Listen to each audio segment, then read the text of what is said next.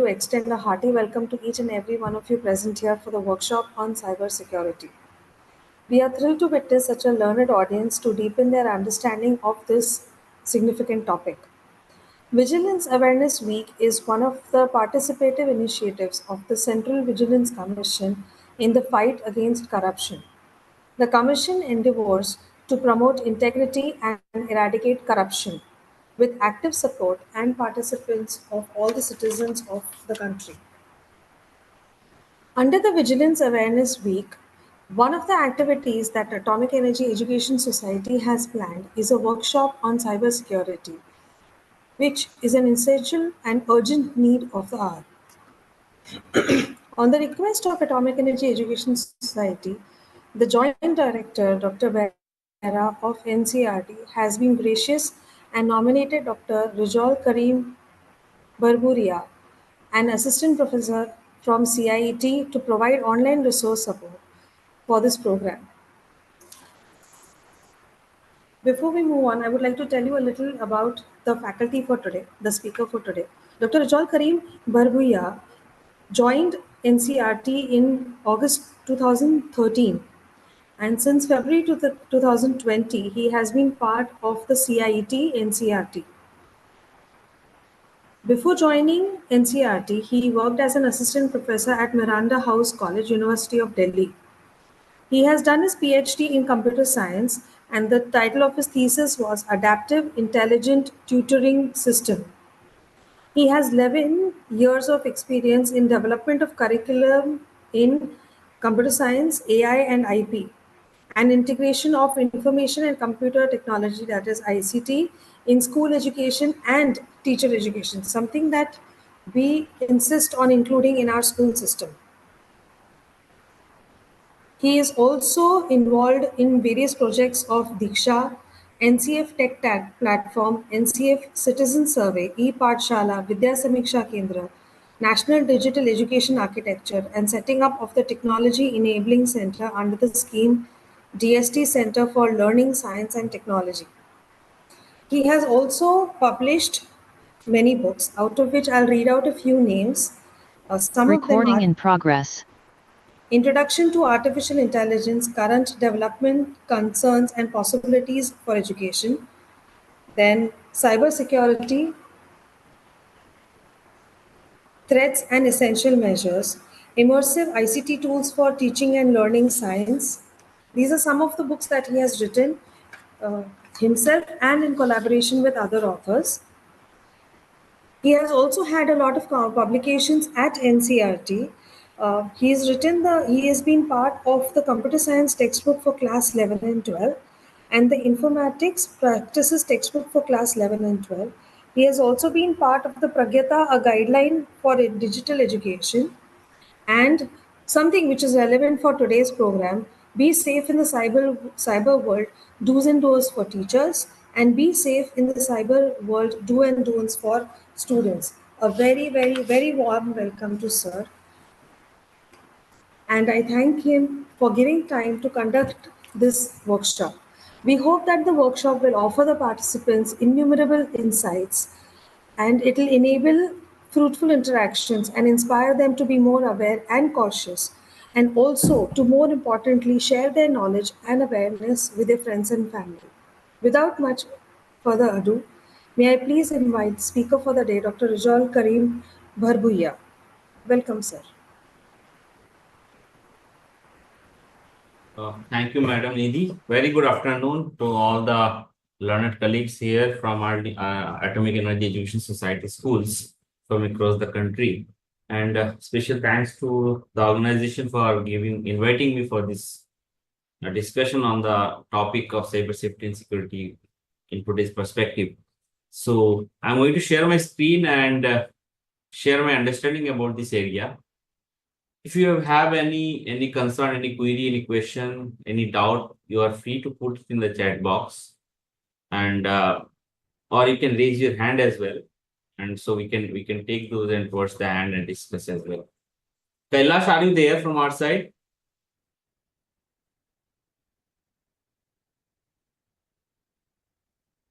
All right.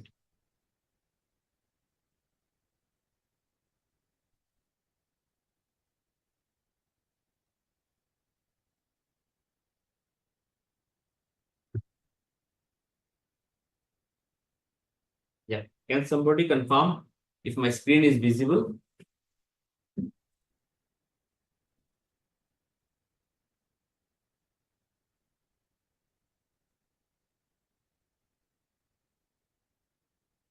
Yeah, thank you. Thank you.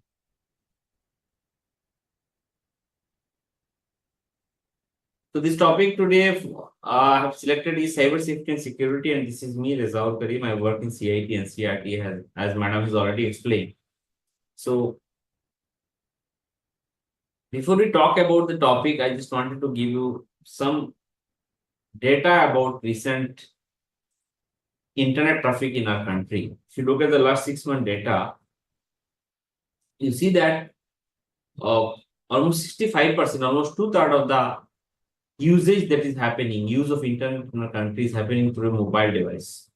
The remaining largely is through desktop or laptop, right? So that means bulk of the users are traffic is coming from mobile phone. So that's why it becomes really important that how can we orient or sensitize our mobile users, mobile phone users, smartphone users to ensure that they can take care of basic safety and security measures, safe basic cyber hygiene practices for their own personally use so that they can safeguard themselves. And then once they are confident of safeguarding themselves, they can work with the students, they can work for their safeguarding, they can orient them, and they can also take care of the organization, be it school or organization where they are working, right? Another important data here is that out of all of internet data, internet usage, internet users rather, 87.8% are human beings who are using the internet, but remaining 11.3% are bots. So if I don't know if you're aware of bot or not, if you ask me to explain it in a non-technical manner, a bot is again a computer program, a software which is designed in a smart way that it can do some activities. Okay. For example, when you go to some websites, there are chat bots that allow you to offer you the window saying that how can I help you? Please add your query here. Then you enter a query, then it gives you some help direction. So these are one simple example of a bot. Then there are many other kind of such software programs called bots who can silently sit inside your computer and do certain activities. Now, when I say certain activities, their activities can be good or bad depending on how the creator of that bot, I mean the software developer or programmer of that bot has designed it. Okay. So if I have designed it in a way that I can gather some information so that I can help you further in your internet browsing or usage, then it's a good purpose. But if it is in a way that I sit in a computer and I keep on recording and monitoring your activities, to misuse it then becomes a negative bot, right? So, but we need to be mindful of the fact that there are bots. Okay. So, just want to remove it. It is a bit annoying. So many messages are coming. So, if you ask me to talk about the topic that we are going to cover today, some of the topics that we are going to cover here is cybercrime. We are going to discuss about cybercrime, cyber safety and security, preventive measures, digital footprint and evidence, and dealing with cyber attacks. Okay. Why these marks are coming? Just excuse me.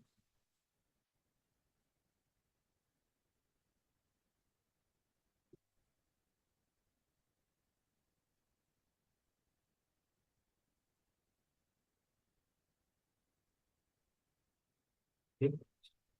Now, when we say cyber crime, so what is a cyber crime? If we have to understand cyber crime, a cyber crime is an illegal activity, any illegal activity.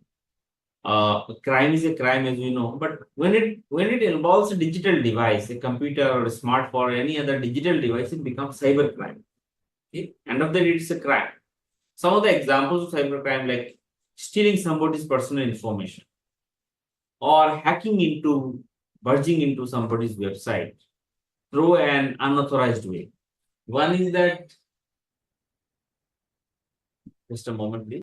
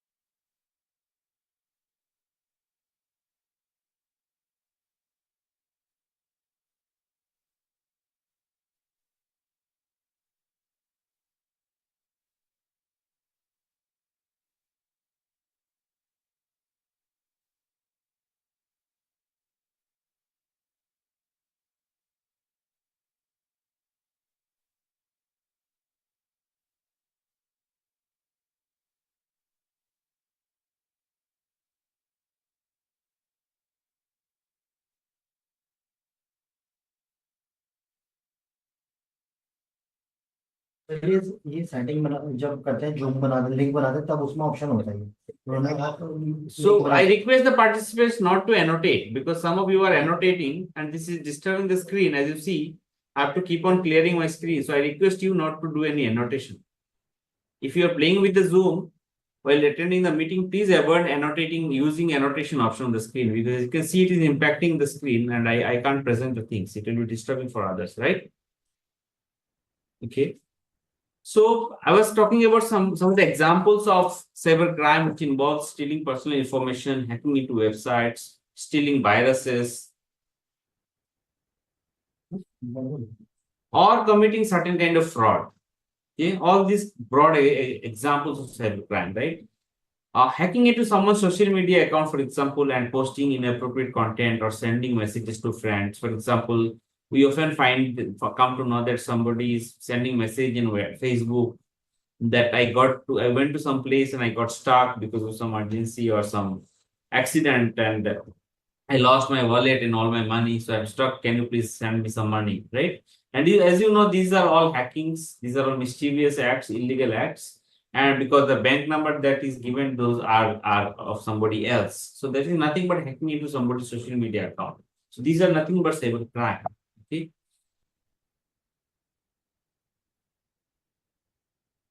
So other examples cybercrime includes committing fraud, stealing intellectual property, or doing piracy, stealing identities, writing to somebody on behalf of somebody saying that I'm writing from enforcement directorate, I'm writing from income tax department, I'm blah and blah, and sending communication, threatening to derive money and all this. These are all examples of cybercrime, right? Identity theft and violating privacy, hacking, virus attack, counterfeiting and forgery, and cyberbullying. Okay. So in next few slides, I'll try to explain some of the examples of how these crimes are happening so that we will be able to relate it with the kind of news that we come across or we know that someone very close, near or very known to us would have become victim. Okay. So before we get into understanding the finer details of cybercrime and we try to safeguard ourselves, learn how to safeguard ourselves, important here is to know who is doing the hacking, why somebody is interested to do the cybercrime. So the foremost important interest here of people who are the cyber criminals are financial gain. Okay. They are doing it either through ransomware or phishing or attacking or hacking into cyber social media accounts and sending money, demanding money is primary reason for cybercrime is to earn money, financial reason. But other important reasons include political reasons or a country attacking another country. So that way also there are so many incidents happens that one country is doing cyber crime against another. Okay, cyber warfare that we call. Okay, many countries carry out cyber attacks against their adversaries. Okay, so that is another important vehicle or purpose or reason that is political or country specific. Some people, although not a very large chunk of it, do it for gaining fame or kudos just for fun. Somebody hacks into some big website and writes something to prove a point. Okay, and that's how many big websites, international organizations like Facebook and many other and Google at times, as you hear, that they openly announce that if somebody can break into our this code in this much time, we'll give you this much prize money. That's how they want to find out the vulnerabilities or loopholes in their otherwise very tested website so that they can safeguard themselves, they can take necessary measures. Okay. Then there are hacktivisms. Activists, I mean, the way we have activists, similarly in cyber world, when activism happens, they are considered or called to be hacktivism. Activists. They are activists, they want try to prove a point, they try to make them heard or listened by the people or concerned authorities. They try to break into somebody's website, deface it, write something so that they are heard, their concerns are listened to. Okay. Then there are pen testers or legal hacking. For example, I have developed a website and before I make it live, I want to try to hack. So another team of another some group of people in my team itself will try to hack into it and see that if they can break into. If they cannot break into, that means it gives a chance that it will be very difficult to break in. So these are called pen testers or legal hacking, where somebody knowingly, purposefully doing hacking. Okay.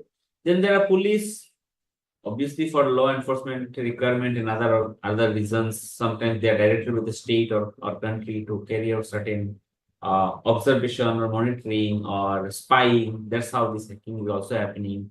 Then there are insiders who are doing the hacking, insiders in a government organization. So, Mr. VK Singh, yeah, I request you not to do this annotation, please. Thank you. Yeah. Please avoid and using annotation feature in the Zoom, please. Then there are business reasons, business organizations who also do such hacking. Okay. So some examples of cybercrime I'm trying to bring in here so that you can relate to. For example, cyberbullying. Okay. So as we know, when somebody tries to bully, harass, or intimidate others in cyber world or digital world, is called cyberbullying. How one can bully each other, and this particularly happens more so in the teenagers in their adolescent years. So it is the student group, age group, who are more prone to either getting victimized or they themselves doing cyberbullying. Okay. So in this activity, what people are doing is that they are spreading rumors about their friend, their peers, or somebody else, or sending mean messages, thinking that since I'm sending it from my own mobile device through WhatsApp in my bedroom, so nobody else can notice me, nobody else can find out, right? Or they are in some school group or some school software or somewhere somebody has put something, they are putting nasty messages saying that, oh, you don't even know this thing, this is so easy, or some kind of thing, right? So with something which is very uncomfortable and embarrassing for others, showing mean or narrow-mindedness, sharing embarrassing photos of others or videos of others without their exclusive permission, or creating and sharing edited or fake photos, videos, fake profiles against somebody's name. These are often common, right? So these are nothing but this broad umbrella of cyberbullying. And cyberbullying is also cybercrime, because when you are doing a crime and law can be can act, take its own course against you if somebody complains or somebody reports it, right? Then other common examples of cybercrime like online shopping scams. Okay. Many a times we hear in the news that somebody lost so much money, so much thousands of rupees, because they ordered something on a website but never received it. Or either they ordered something on a website, but in return, when they received something, some crap, some plastic thing, some paper, or nothing, or an empty box, right? And what happens is that most often one gets to see irresistible offers or deals on certain websites or on social media coming that deep discount. I'm giving you some 10,000 something which otherwise costs say 5,000. I'm giving you in 200 rupees. So one gets like the urge or the interest or the curiosity to why not to buy it such a deep discount, right? But remember that in reality, such deep discounting never happens. And if somebody is trying to lucrate you with such kind of things, remember, beware of the fact that it most likely is fake. Because often purchase items are never arriving because the site itself was a scam. So how do you ensure? You ensure by knowing that what are the popular e-commerce platforms like Amazon, Flipkart, or Mintra and First Cry, and I don't know so many. I mean, some of them are popular ones, right? So which people are mostly aware of.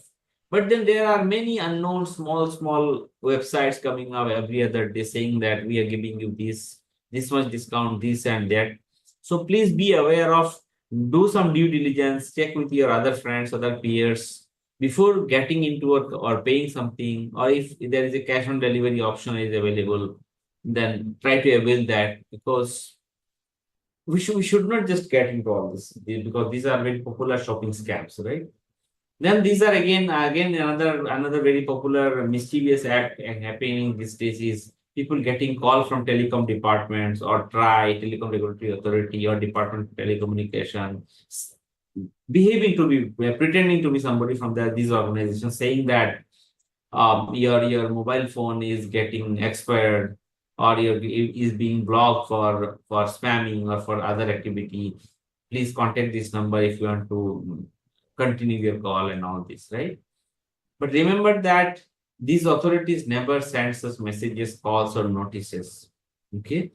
So be aware and be careful before you respond to or give your personal information, or even respond to or attend to such calls or reply to those messages or emails who are saying that they will disconnect your mobile number, right? If it has to come, it will come directly from your mobile networks company, and usually this kind of thing never happens. Okay.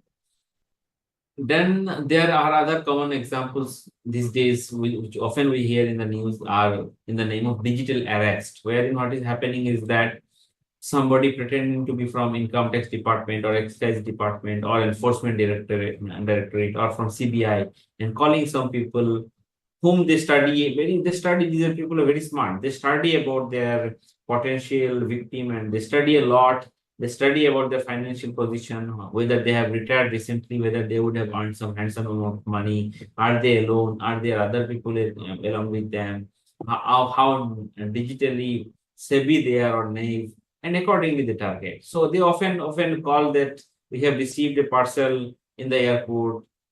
So Madam Indira Chatterjee, yeah. So I request you, please refrain from using the annotation. I don't know why you are interested to annotate the whole screen in Zoom. Please avoid doing that. So these guys often send such emails or calls saying that we have traced one parcel which was addressed to you or sent by you, but it had some drugs, cocaine or something, and we have caught it in the airport or in the port or in the railway station, and you have to please contact immediately and to avoid any arrest. So don't share it with anybody. You have to, if you want to get immediate bail, you have to send this much money, and that's how often people remain arrested in their own house, but they remain arrested for days, and they end up spending or transferring huge sum of money to those scammers, right? So these are very common. If you just search in any Google or any search engine, like examples of recent incidents of digital arrest or cyber crimes, digital arrest as cyber crime, you get to know so many news of so many people reporting once they become victim and they realize that they have been victimized, right? Then all this so far we have discussed are cyber crimes. Okay. Now, second comes the concept of cyber threat. So we have to understand the finer nuances or differences in terms of what's a crime and what's a threat.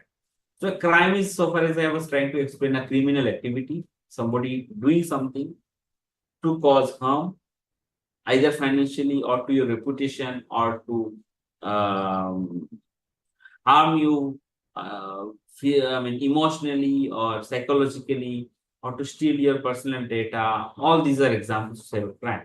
But what is a threat? A threat is a possibility of carrying out a cybercrime, right? So any potential danger or malicious activity that can damage or steal data, disrupt digital operation, or can cause harm using internet or computers are considered cyber threat. A threat means this is a possibility that this is how somebody can cause harm to me or somebody can carry out a cyber crime.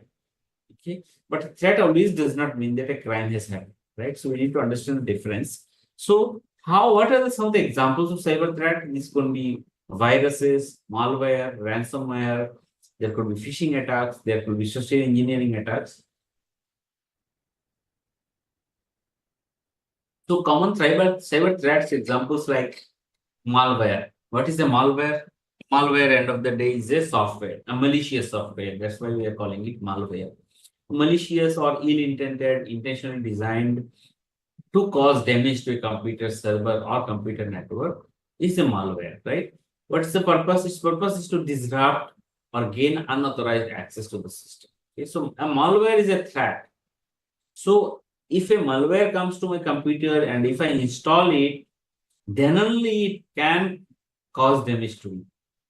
By merely coming to my computer does not mean that a malware has caused a cyber crime. All right. Some of the examples like virus, worm, spyware, ransomware, adware, these are all examples of malware. Okay. And since it's a computer program, a software, how do we spread? Obviously, it spreads through internet, through pen drive, through any other device that you connect to the computer. But these days, largely we use computers, right? We have almost all our devices are connected to the internet. And since I was showing in the first slide, 65%, 66% users are mobile phone users. So those are largely majority of them connected to the internet. So that's why today's malware largely spread through internet. And how it spreads through, most common method of malware spreading is as email attachments. Okay, as email attachments. Other examples like when you download a software from an unauthorized source or non-authentic source, or clicking on a malicious link that you receive in your email. Okay. So you want me to talk about finer details about these malware, some of these malware. For example, in this slide, I'm trying to explain you two kinds of malware. One we call as computer virus, and other we call as worm, network worm. Okay. So both are end of the day malicious software, but how they're working is a little bit different. A malware, a virus, when it is clicked or executed or run in a computer, it replicates itself by modifying the other computer programs and inserting its own code. Okay, so that means a virus needs support of another computer program to spread or to operate. A virus malware cannot operate on its own, whereas a worm is a standalone malware which replicates itself in order to spread to other computers. So this is the final difference. Other examples of malware are a Trojan horse. A Trojan horse is like, as you, I don't know if you know the great story of that Trojan horse that happened in the ancient history. So in computers parlance, a Trojan horse is as if I'm gifting you something free, and you will take it considering that I'm giving you something for free, and in behind the scene, along with the gift, I'm wrapping another malware. So when you are installing that, taking the gift from me in your computer, you are also taking the computer virus from me, Trojan horse. Okay, a program that claims to, for example, free your computer from viruses. So you come to my website and I show that I'm giving you a wonderful antivirus for free. So you become excited. Wow, I'm getting antivirus which will protect me. But end of the day, you are not even realizing the fact that in the name of antivirus, actually I'm giving you one more virus. All right. So then what is the way out?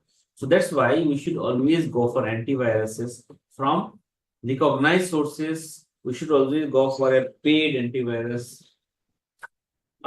One which is tested, proven, known in the globe, which is proven to be effective against virus attacks. Just because some random antivirus is being offered to me for free, of course, I shouldn't just run behind it, right?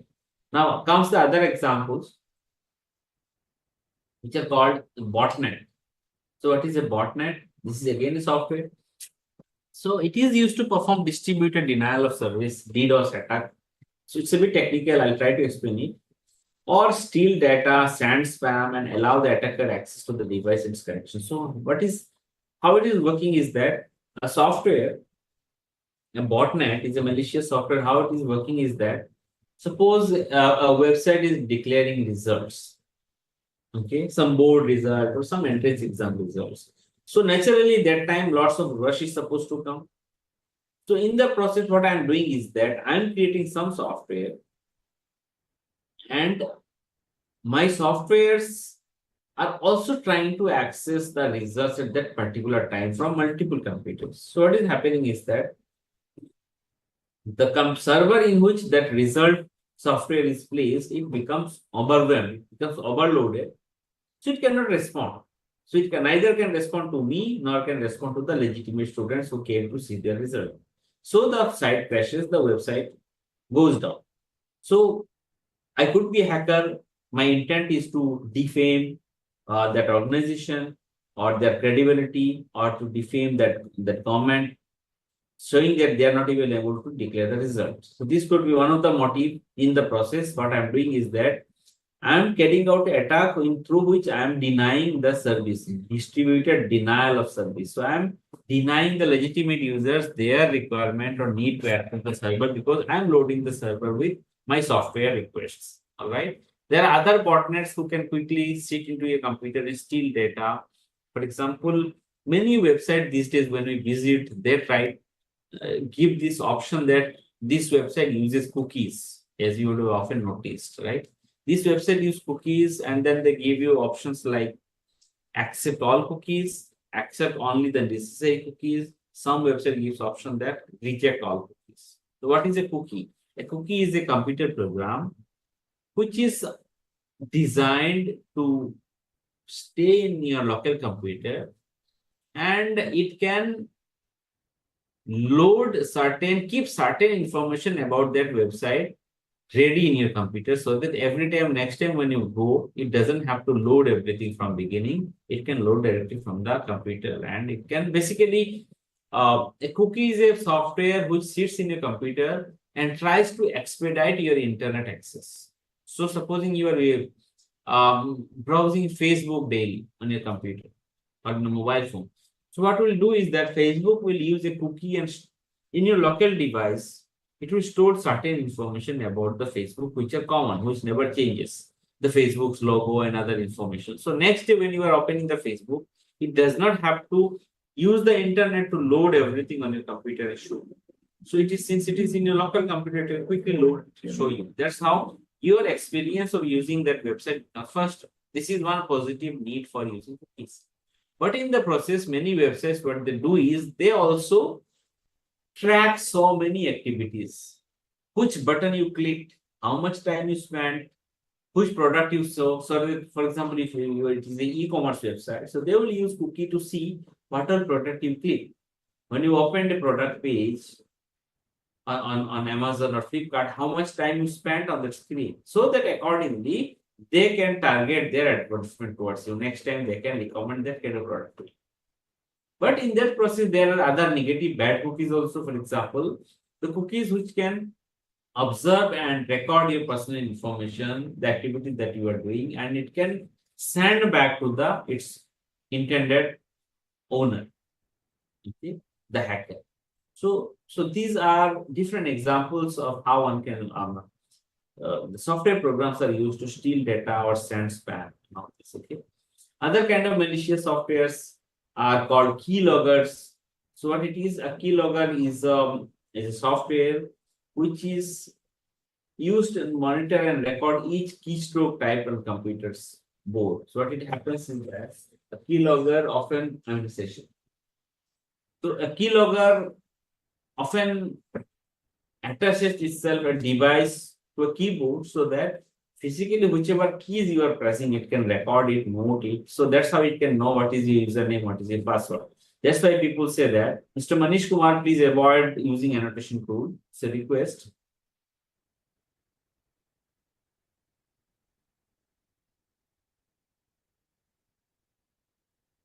Yeah.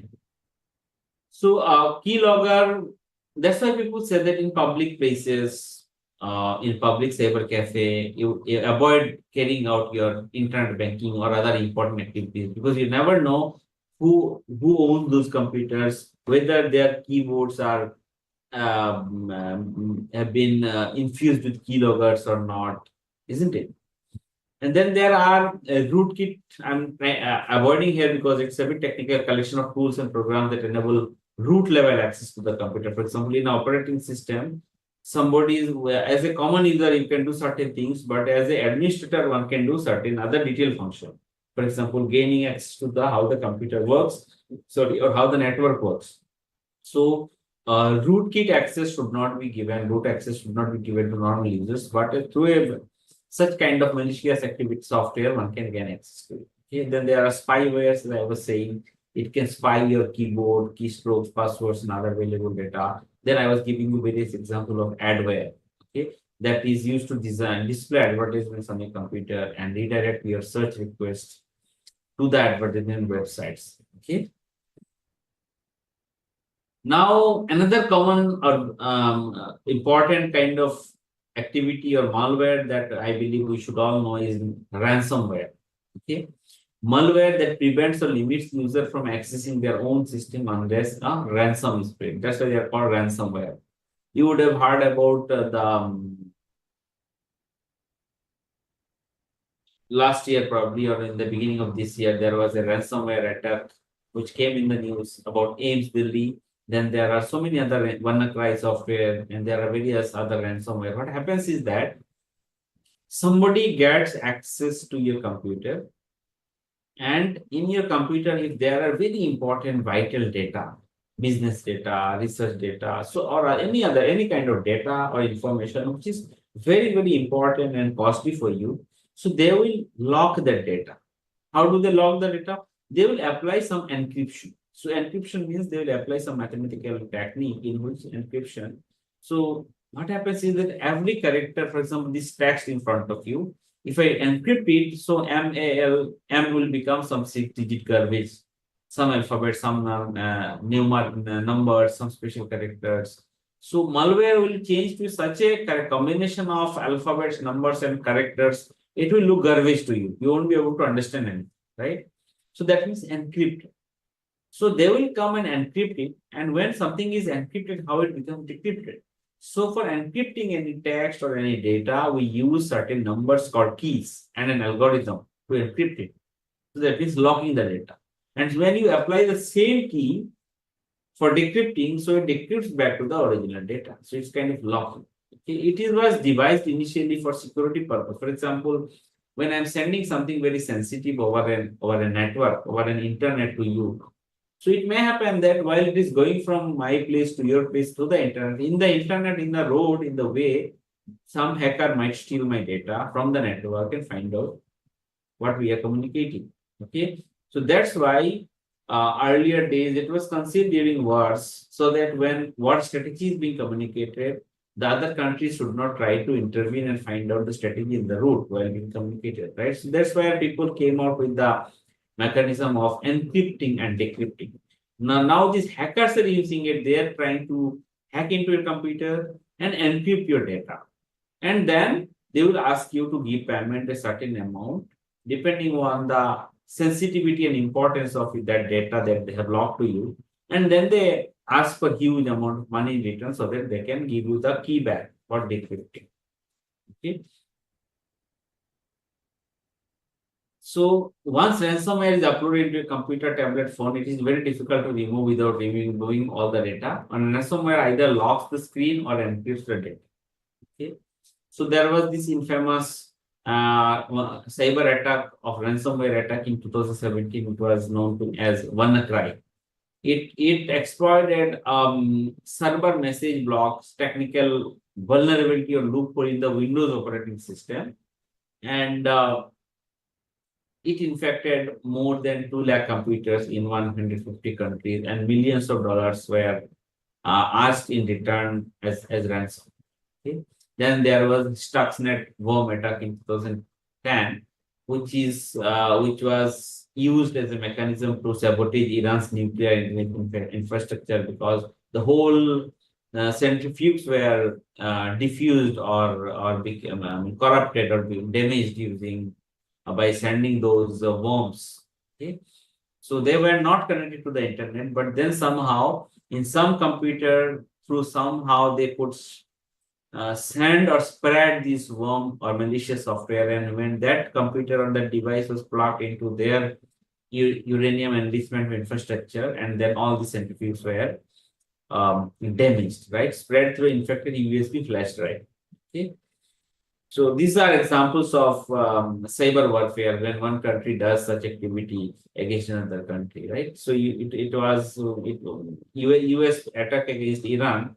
So it was cyber warfare, right? So it is also comes under the activity of cyber crime. Okay. So another example of cyber crime or cyber threat is phishing. Phishing, what is a phishing? Phishing is again a kind of cyber threat in which the scammer tries to trick the victim into giving their personal information like password, credit card number, or other sensitive details by pretending to be someone as if one you trust, like your friend, your website, or even your bank. For example, you get a mail that looks like a mail from State Bank of India saying that your account will be locked or you have won a prize.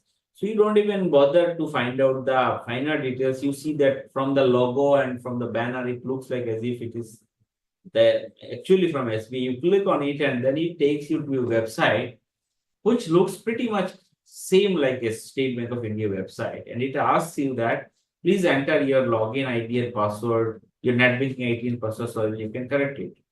But you don't realize that it is not actually an online SBI website. It is slightly, the URL is slightly different. And so what you end up giving is that you end up giving your ID and password to the scammers or hackers, right? So these are one example of phishing. Cybercrime in which scammers send a malicious email to individuals like you have won this much rupees of lottery, this $1 million, or somebody calling from Africa, sending an email from Africa saying that I'm in my old days and I have this much wealth accumulated and I feel like giving it to somebody or making a will for somebody's name. So I want selected you or something like that, right? So these are ways of collecting either money from you or sensitive information through phishing. So phishing largely happening these days either through fake website, as I was saying, email which is linked to your website that looks pretty much real but actually is not. Or fake site will ask you to log in or provide personal information. Other common examples like social media phishing, whereas you receive a direct message in Insta or Snap or Facebook chat from that appears to be like from a friend, but actually it is not. Okay.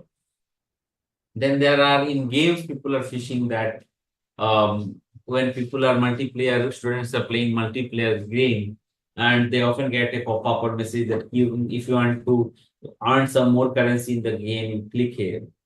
Okay. But when they click on it and they give their game account details, these scammers deduct those game points or the currency they have earned or whatever from their website, right? So what is social engineering? Social engineering is psychological manipulation. Okay. So in cybercrime, social engineering plays a big role. Understanding human psyche, understanding human behavior, and then exploit accordingly to reveal the personal information. Okay. So if you look at the European Union Agency for Cybersecurity, they have created this map that if you look at all this kind of cyber threats, threat landscape altogether, what is happening most? So one third, almost 31% is the ransomware attack, then DDoS, distributed denial of service, and then private stealing of data, then malware, then social engineering, and information manipulation, right? So these are different kind of cyber threat landscape that is happening across the globe. Okay. And when the cyber crime or cyber threat exists, what are their intent? So if you see that they are either for financial gain or causing disruption in the service or espionage, ideological activism and other things. So these are different motivations in which these scammers are working. Okay. Now knowing all this ends up to the creating the question in our mind is that okay, there are these so many threats and cyber crimes and possibilities. What I can do in the while being in the domain in which I am, right?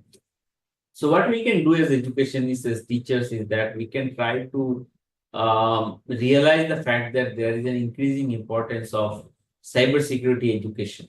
Okay, since cyber threats are evolving, because today people are creating a mechanism to prevent cyber attack. It is always a cat and mouse game.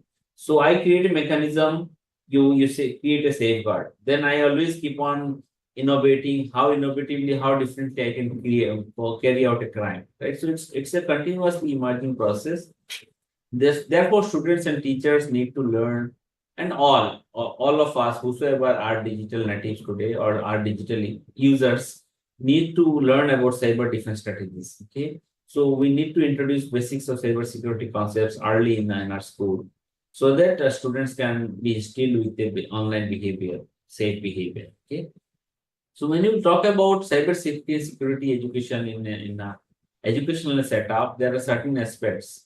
Obviously, there is a technical aspect of it. Understand technically what are the possibilities, what are the things, how it works, and secondly, the ethical part of it.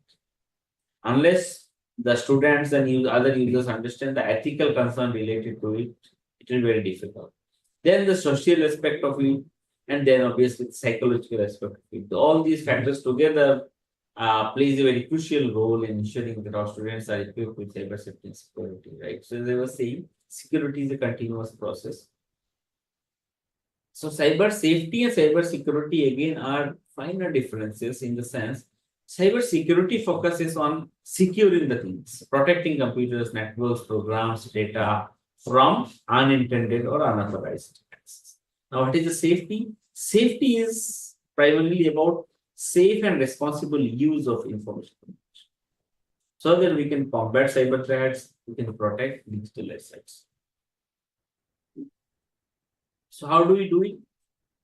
To respect as a responsible citizen, responsible netizen, we need to respect the privacy of others. We should not believe that I'm in digital world, so nobody can see me, I can do whatever I want. No. I need to respect the privacy of others as well. Because I'll discuss in remaining slides that how with your digital footprint, anybody and everybody can be found out what activity they are doing, who has done what in even cyber world also, right? And as a responsible citizen, netizen, we should report and flag any content that is abusive or illegal or that can be harmful or phishing. Other to copyright restrictions when downloading materials from the internet. Okay, if you know that, for example, a software like Microsoft Office is genuinely, if I have to get it, I have to buy it from Microsoft website. So I should not go for any pirated software. In the process, what I'm doing is I'm doing a piracy, I'm doing unethical, illegal thing, and I'm also ending up getting lots of viruses just because somebody is claiming to give me free of cost everything. Okay, and we should avoid from cyberbullying. Okay. So in continuation to that, we should always report or encourage people to report online bullying immediately to the teacher, parent, or someone. Obtain software from trusted sources. Connect only with known individuals, even in online world also. And be mindful of digital reputation.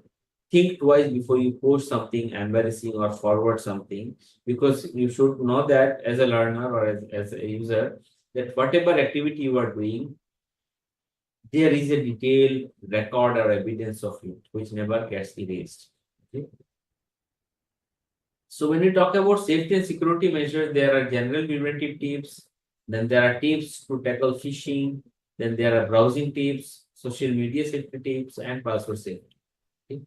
So if we talk about general preventive tips, the regarding cyber threats, cyber crimes, is that install antivirus software from authentic source and keep them updated always. Why need to update? Because antivirus softwares keep the marker or the information that how a specific virus works so that they can take measures accordingly. But supposing you downloaded the antivirus software 1 year back, so it had information about the viruses available till then.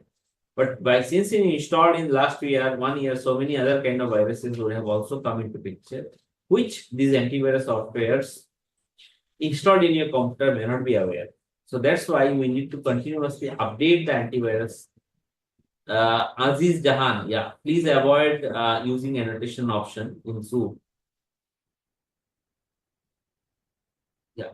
So unless the antivirus software is updated with all the information, it won't be able to help me or help us safeguard ourselves from these viruses because they do not have the information about those viruses, right?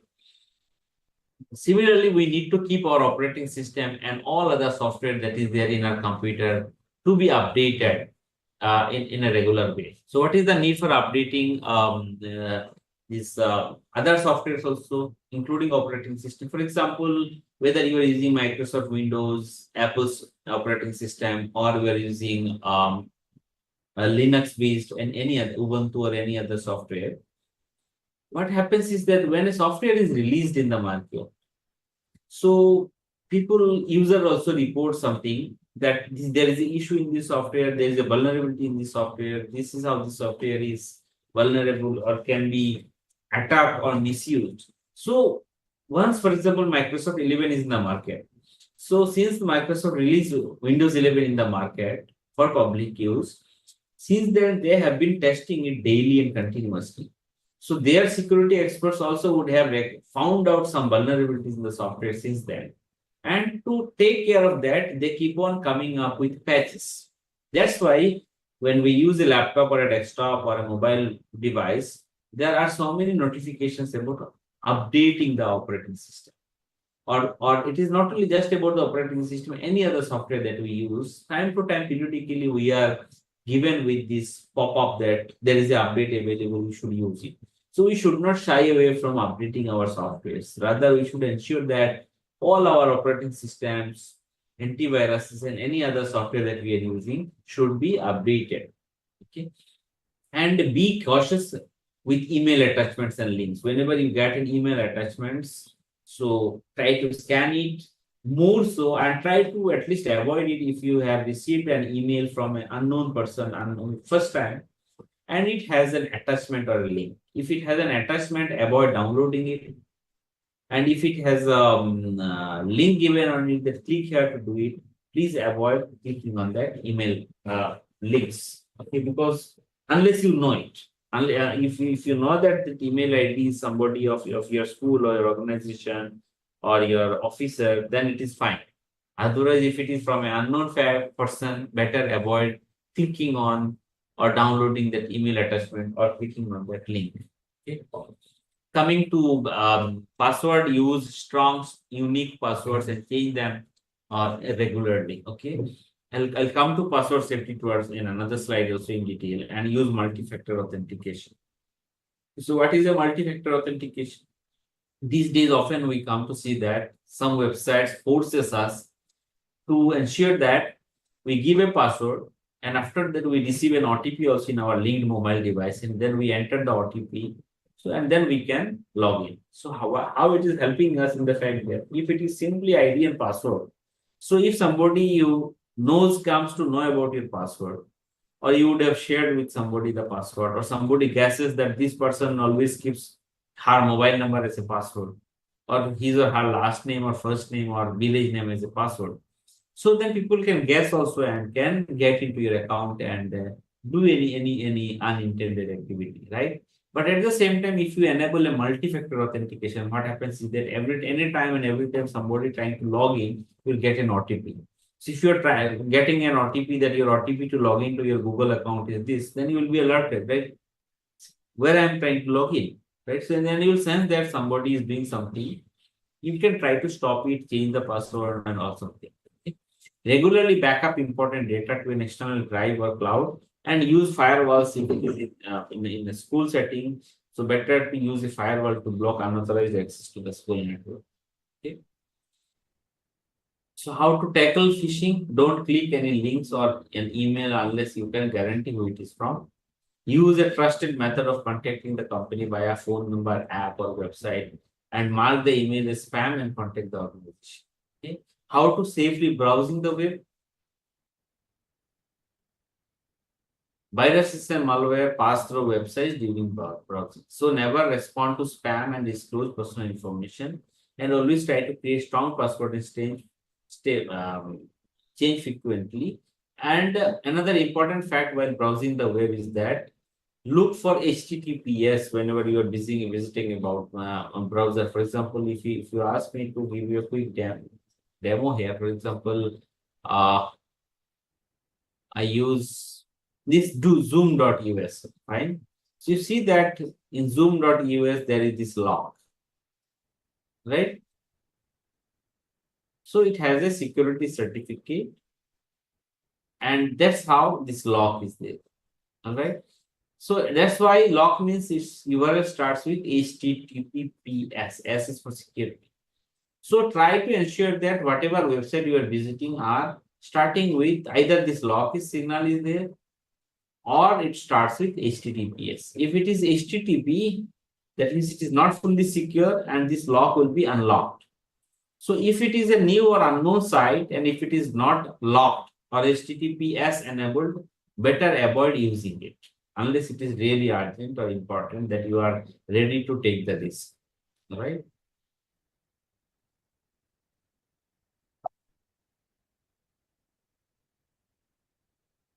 So coming back to social media safety, how you ensure that your social media accounts are safe? These days, particularly the school students have accounts in multiple social media. They are available in Insta, they are in Facebook, they are in here, they are in there, right? So encourage that or ensure that they have different passwords for each of the social media platform. Otherwise, if one gets compromised, everything gets exposed, right?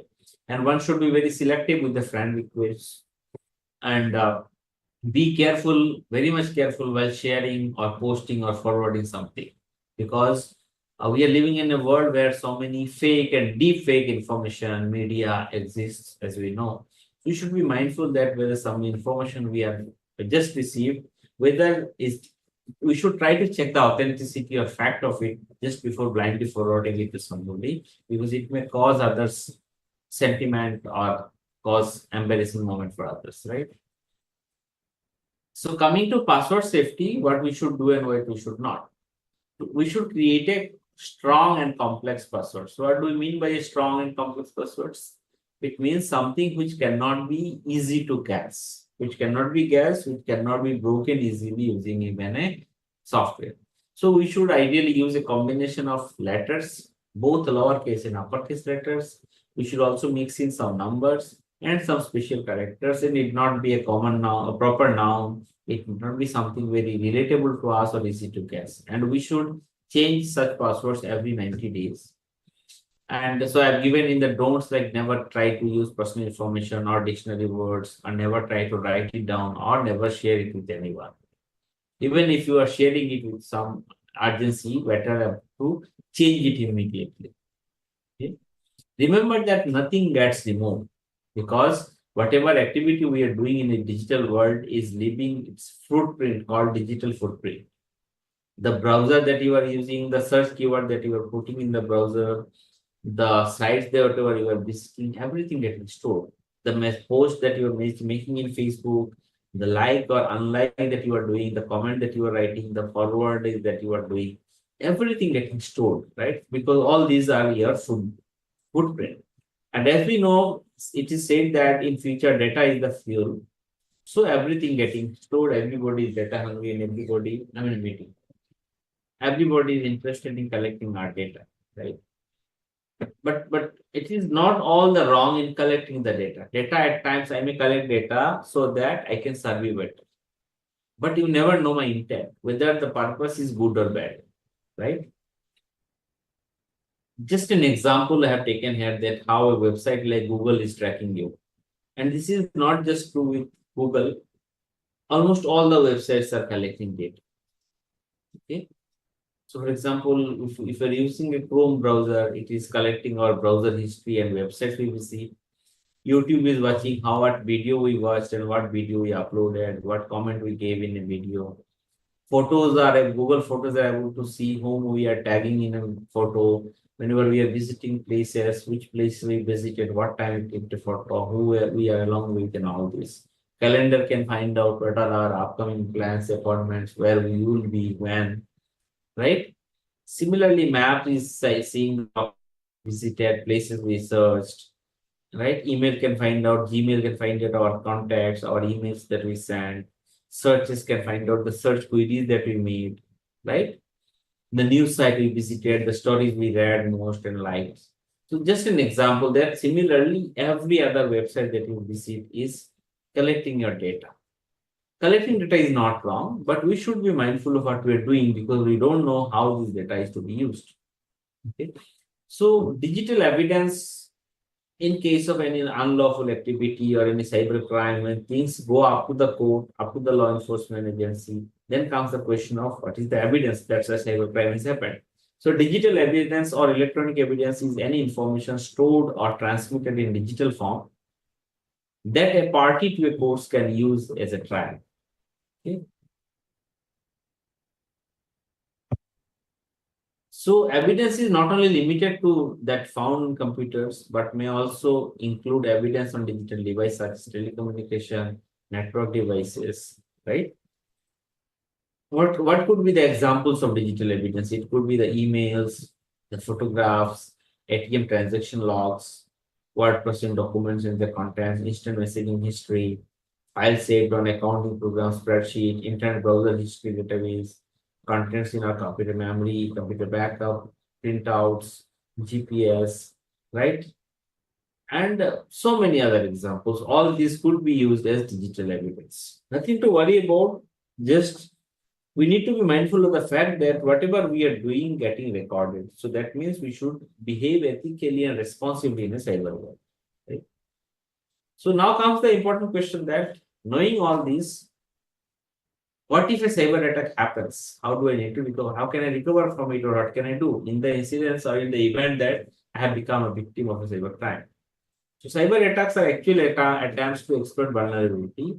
In the event of a data in breach or cyber attack, first of all, we should not panic.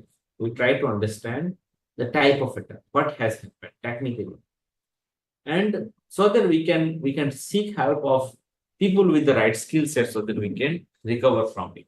And immediately some doables like we need to disconnect our devices from the network or isolate affected devices from the network to prevent further damage or further spread. If it is an organization, we should inform the authorities or the IT support. We should also try to take screenshot of malicious behaviors wherever possible so that I can show it to some experts that this is what it appeared like when I felt that my computer or my network has been compromised. We should change the passwords immediately so that further damage can be avoided. If there is a antivirus software installed in my system, I should try to scan, and I should try to immediately take a backup of the remaining files or all the files. And I should also try to update, operating system and all of the remaining software. Right? And where to report? So if you have already lost money or become a victim of cybercrime, so Government of India has this Ministry of Home Affairs is this portal called cybercrime.gov.in, right? Or they have the telephone helpline number like 1930. So this we can share it and encourage our learners to note it, and whenever if they face any issue, they can report it here. Or if you suspect that any suspected fraud, one can report in the Department of Telecommunications Chakshu facility on Sanchar Sati platform. So this is the website. So as we know, we already were living in an age where lots of misinformation, fake information was there. Now, thanks to artificial intelligence and generative AI, it has increased it multifold and resulted into deep fake content. So today we are getting videos of people, many celebrities imposed on a video without, and it is very difficult to differentiate the authenticity or reality, right? And social media platforms spread these misinformations like a fire, right? So we should need to be very mindful of liking or forwarding or posting anything available in cyber world which is not created by us, because we need to be aware of the fact that we don't know whether it is fake or real, right? So with this, madam, I'll okay, before I stop here. So if you look at the future, okay, so there are these IoT vulnerabilities in the sense all our devices are becoming more and more electrical and electronic with lots of sensors and chips. Our vehicles, our AC, our refrigerator, our all our gadgets, our door locks, our cameras are becoming more and more interconnected with internet, right?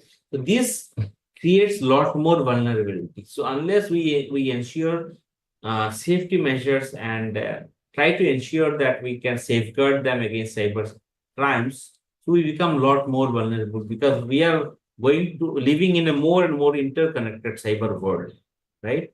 So therein, although for our ease, it looks very easy that we everything is connected and in our fingertips very easy, but at the same time, it makes all of us a lot more vulnerable. Okay, so with this, I'll stop here. If you have any question, if you want me to take it from the chat, I can try to do that.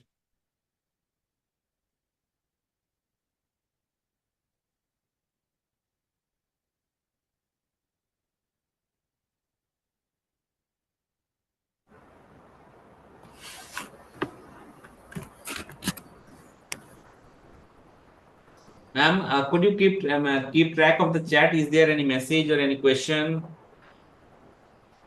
Not yet, sir. There aren't any questions yet. Okay.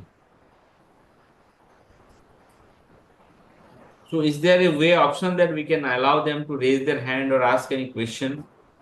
They can message, sir. Messaging is Okay. So permitted. I request if you have any question, yeah, if you have any concern, any question, please message so that we can have a part of it as Q&A as well.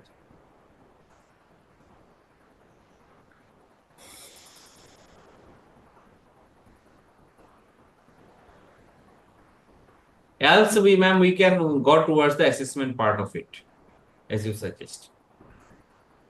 The Zoom meet will be kept open for 15 more minutes till about 4:30 for the assessment. So in case you have any questions, you can ask in the meantime. Um, Thank you so much, sir, for taking out the time. I'm sure it was a very informative session for everyone. We got to know the differences between cybersecurity, cyber threat, and even cyber safety. We used to always use it interchangeably, so we've realized it's not the same. It has, or your session has also shown us how we have to safeguard ourselves by being cautious. And one very big revealing part is how much information we are sharing with the world unknowingly. So we need to be a little more careful and cautious about it. And thank you so much for also telling us about how to recover or even recognize a threat that we may face. Thank you so much, sir, for all that you have shared with us. The link for the assessment will be shared in the in the Zoom Meet chat. It has been sent. You're requested to please fill it up by 4:30 p.m. In case you are many people are logging into one single device, like in a conference room or a meeting room, I'm also sharing the QR code which you can share, which you can scan from your device.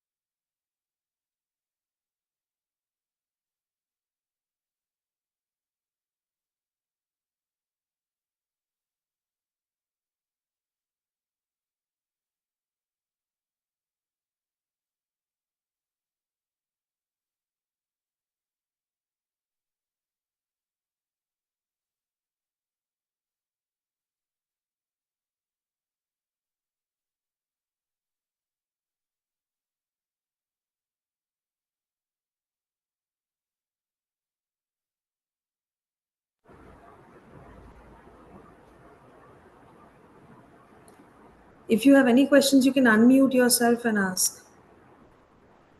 The assessment link has been shared in the chat. I'll try and share it once again.